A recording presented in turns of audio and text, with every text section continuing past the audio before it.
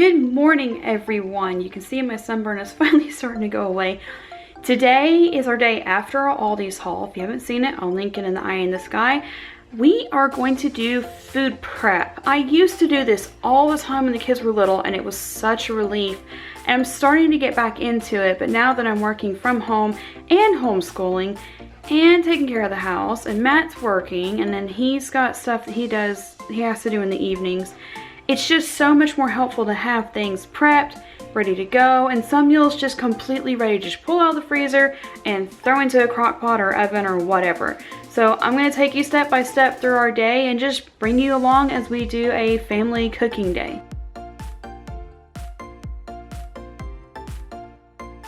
First part of breakfast prep done. I was able to get the large container of the non-fat Greek yogurt that does have sugar in it and divide it up between the girls for 2 separate meals.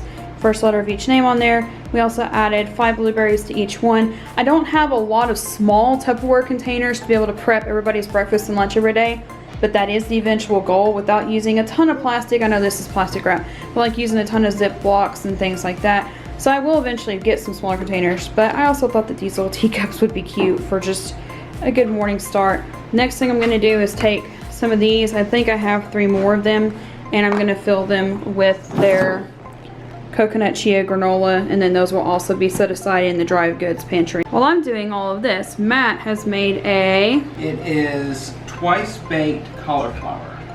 I almost said twice baked potato. No, totally not. Potato. Twice baked cauliflower.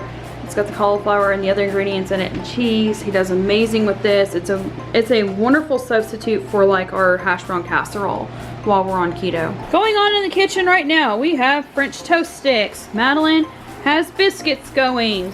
I have hard-boiled eggs cooling in the sink right now. Fixing to start assembling keto breakfast sandwiches. Eggs are starting to fry over here, putting them over here. Those are done. Fixing to slice up avocados to go with them. I buy pre-cut provolone cheese just to make it easier for that part of the process, and using the block cheese for making DIY Lunchables. Sausage is browning to make egg roll in a bowl with. Sarah's in the process of making blueberry muffins that we're gonna freeze anything that they're not eating for tomorrow for breakfast. They're gonna spread those out over a couple weeks. Second pan of biscuits right here. I've got my bowls right here. Need to bag up some coconut and chia to go with the second cup of yogurt that I did for them. This is Sarah's first time making muffins, I think, and our first time using one of the muffin mixes from Aldi's. I think she's happy. They're so pretty. They are pretty. You did a very good job. Oh, and I'm done chopping cucumber. So yeah, Madeline's working on the lunch prep now. I'm almost done with all the breakfast prep. Done. She's working on lunch prep. Matt and I just tried one of the breakfast sandwiches. I'll take you in here. Rebecca's washing dishes, and there's gonna be a lot of dishes to wash. Basically, we do this. You got your 2 sausage patties, slice of avocado. I try to get the egg in the middle and the avocado. Doesn't always work. At least I try. Whoa, my camera just fogged up. There we go. Egg in the middle. So sausage patty, avocado, egg, half a slice of provolone, and another one. Boom. Done. After about 7-8 hours, we have all the food cooked and prepped. Not everything, but most of the food cooked and prepped for 2 weeks. I'm super happy that we were able to get done 2 weeks worth.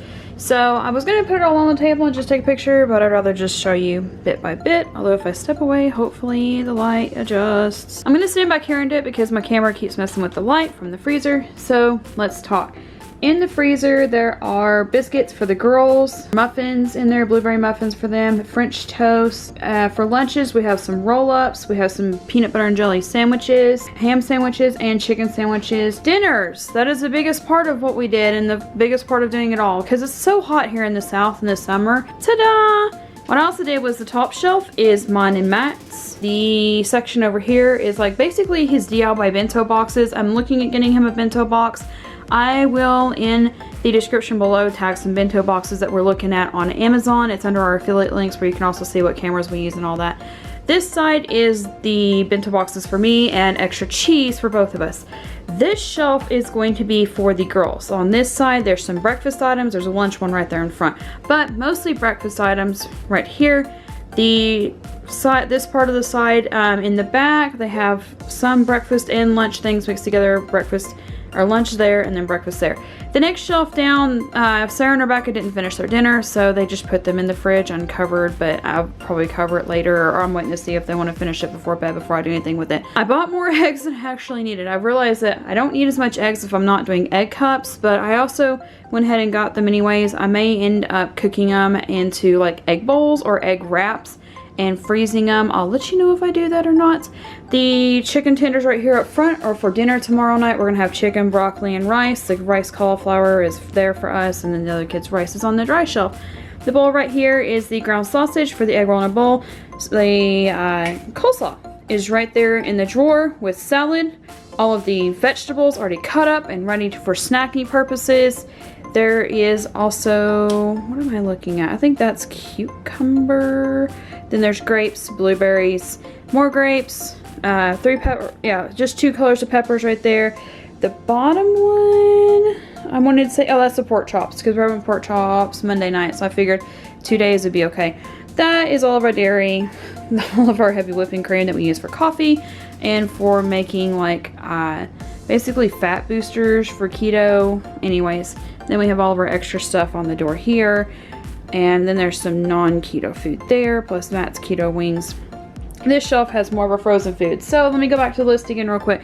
Pork chops in both. There is a roast marinating on that pan in the fridge. If we put raw meat in our fridge, we always put them on cookie sheets. That way, even bagged up and packaged as well as they do, sometimes they leak. Put them on the pan, they don't leak for sure.